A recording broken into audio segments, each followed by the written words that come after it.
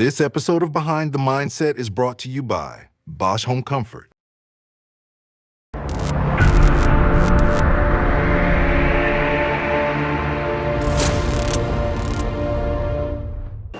What's up, guys? I am here with Shiyu, also known as Shy, also known as Steve.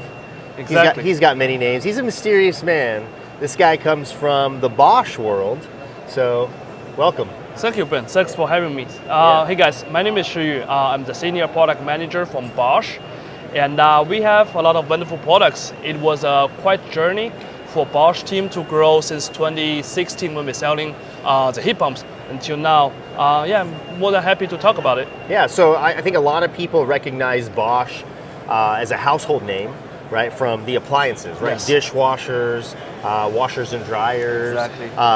I mean, everything, right? Famous as super quiet. Power drills, right? Power drills, Yeah, you guys make pretty good power tools for sure. Better than, we won't get into other names. And then, like you said, in 2016, you guys started coming out with the heat pumps, right? Exactly. And I'll say that I was actually pretty impressed. It was refreshing to be able to have a unit and flip a switch and change the tonnage on that, right? And it's also great for supply houses, right? Takes your stock levels down, takes up less floor space, right? And these are all things like logistically, these are all things that you have to think about when you're a supplier like that. Yeah, absolutely. I think one thing I really think is cool about Bosch is inside of the Bosch DNA, we are driven by innovation and quality. So the feature you were talking about is actually driven by a technology called inverter. So inverter is basically different than a one-stage or two-stage compressor versus on and off. Inverter can actually gradually increase or decrease your frequency to meet exactly your capacity needed from the indoor set. So that's how can we change the load, so one compressor can actually deliver different capacities, so we can control by a dip switch and help the distributor to limit their stock level. Yeah, I'm well versed in inverter technology. Yep. Most of the audience that watches us is well versed in inverter technology. And really, inverter technology has taken over everything with an electric motor, right? Yep. From washers and dryers to dishwashers to swimming pool pumps, like air conditioners, everything. Yep. So, and I think it's been a really huge push by Department of Energy. Exactly. To try to make everything more efficient. Yes. So I think it's a great way. It's a great way to go for sure. It is. Yep. So while I'm not a big fan of this whole electrification thing, right? I do think that we still need to be more efficient. So exactly. You are? Why not? Yeah. Because I think that our grid is not set up for it, and so I think having this big push for electrification, that's cool, but you have to have the infrastructure to be able to sustain it, right? I totally agree with you. It's no different than I've seen companies start with nothing and you grow super fast. Well, you grow so fast that you don't have a good foundation and it gets very wobbly, right? So in that sense, I'm totally agree with you. I think the direction is clear and correct in my opinion. But so far this stage, there are other things need to be done. For example, improvement on the infrastructure, as you mentioned. Also, I know there are other requirements going to be put in place called, for example, demand response. I don't know if you heard about this name, but basically is when there is a peak usage, the utility company going to send a signal to the homeowners and cut off the thermal load. So give the grid a break. Yeah. So see, I'm not a fan of that. Yeah. So back in 2009, 2010, we were part of a big. I had a company in Arizona. We're part of a big study, if you will, right, where we were putting these thermostats in people's homes, and the electric company had the opportunity to offset by a couple degrees, right? And granted, it was only a couple degrees, but reality is like that's kind of like, and you could call me conspiracy theorist or whatever you want, but that's kind of like the beginning steps of like the big brother, if you will, putting their fingers into your home and doing whatever they want to do.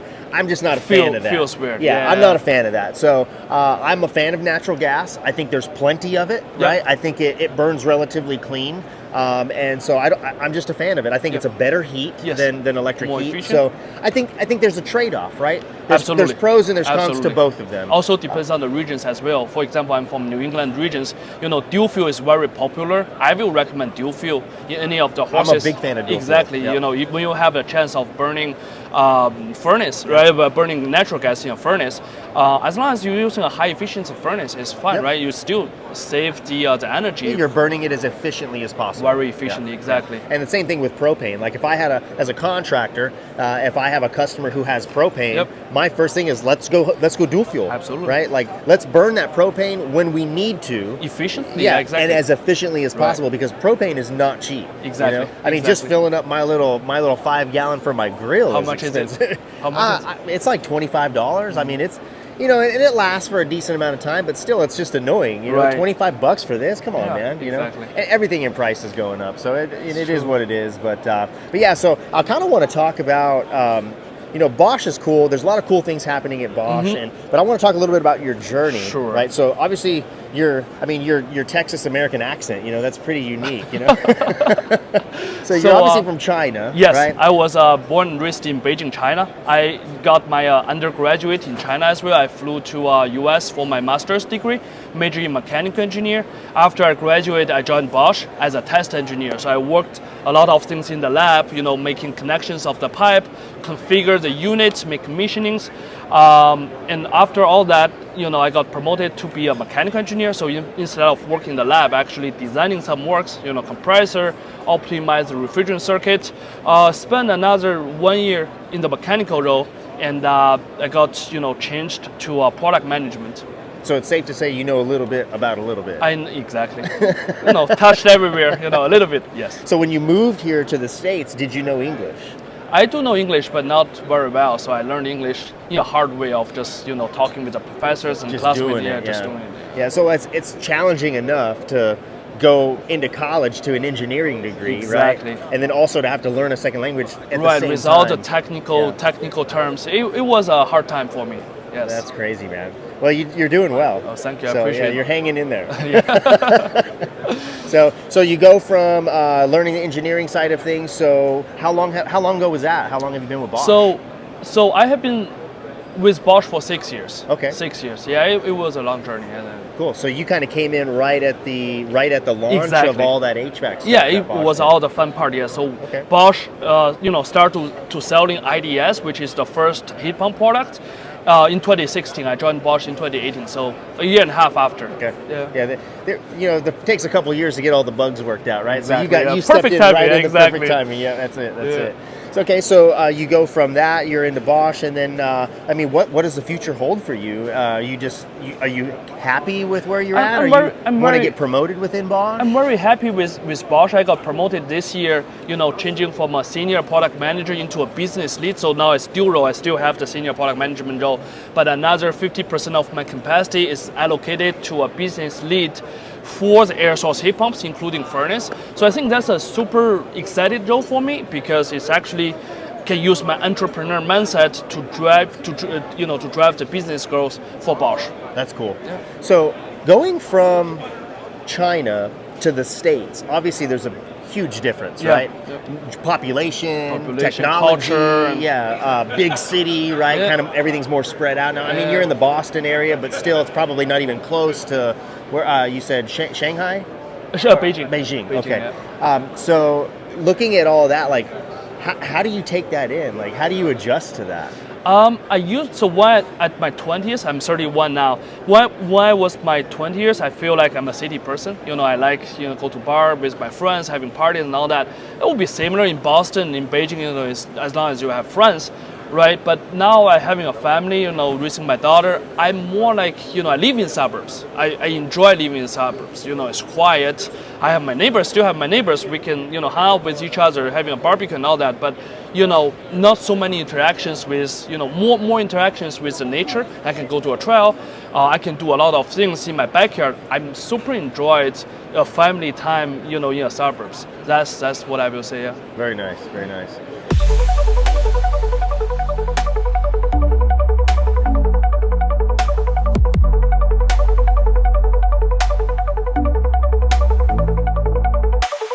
So if you could think back to your childhood, sometimes I like to throw these random things out there. So if you could think back to your childhood, what smell reminds you of your childhood? Oh, that's a great question. Sometimes I do think about smells. I'm very sensitive to smells.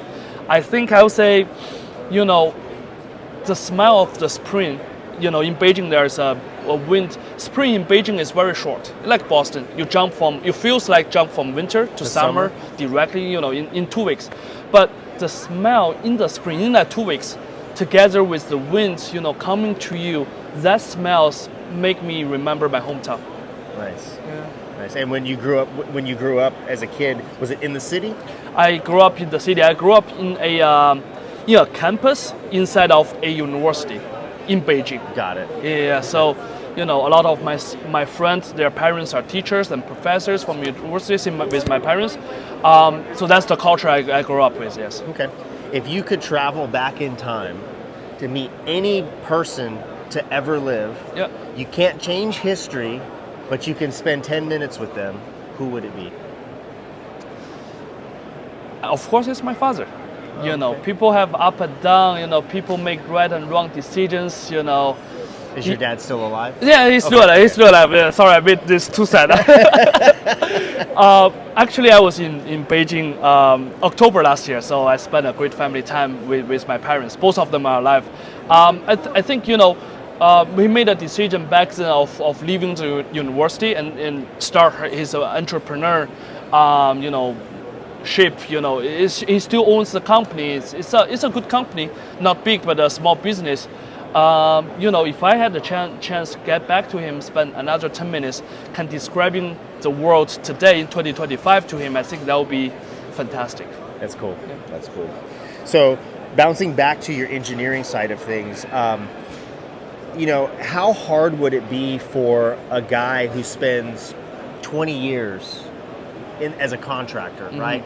Accumulating all of this knowledge about his craft and his trade and being great at what he does, and then say, man, I'm just tired, right? My knees hurt, my back hurts, my hands hurt, right? I want to sit down. I want to do something, but I don't want to sit at a parts house, right? Because it seems like a lot of guys go from running a business for 20, 30 years, and then they end up at a counter taking orders at parts houses, right? And there's nothing wrong with that. Like, we still need that, right? Somebody has to fill that role. But with all that knowledge, like, that's not where you should be. Exactly. Right? Exactly. And so with all that knowledge, like, how would somebody go to step into working for a manufacturer like Bosch and still utilize all of that knowledge? I think, this knowledge is super valuable. And the reason it's valuable is built up based on time, right? You have to spend so many hours in the field to learn those. Sure. By describing, it's hard for people to pick it up. So first of all, I would say the knowledge we are discussing is super valuable, and it's valuable to all of the manufacturers. In the manufacturers, in my opinion, there are a couple of roles can fit in those knowledge very well. So first one will be the tech support. A success manufacturer must have a very good, service quality, right? When someone call, you have to pick up, and you have to speak the same language in terms of the technical terms. When I describe superheat, subcooling, pressure, and all that, the person on the other hand has to understand all that. So I think the knowledge can be transferred into that position very well. So tech support, that's one role. Another role is most of the manufacturers having design center, R&D center. Right? Could be a mechanical engineer, could be a test engineer, could be a lab manager. All of those roles requires a decent amount of knowledge from the field. That's another role you can consider. Another role is the product management. Sometimes product manager is not about, just making decisions of the price, margin, strategy, and all that. A lot of times, all those strategies are driven by the knowledge in the field. You have to think about, from a customer perspective, how the journey will be, then you make your design decisions. So I would say, consider as a product manager as well. Excellent. And how would one go about making contact with a manufacturer like The that? show like this, right, is a great opportunity, right? There are many manufacturers actually participate in the show. And there are product managers. There are people working inside of the office, sitting in front of a computer making calls. Actually participate in this. Make your connections in the show like this. Yeah, I've made several comments in the past about how coming to a show like this can absolutely change your life. Absolutely. And all it takes is one great connection, and all of a sudden your career path just took off. Exactly. Sometimes I feel, when you're at a certain age, for me, if I'm changing my job, I shouldn't go to LinkedIn and whatever, apply my resume and Yeah. review it. I should know people. Well, I should get you're recommended. competing with a piece of paper. Exactly, Yeah. exactly. You should know someone, and someone has truly recommended you Yeah. to that position. You get hired, and that's how it works.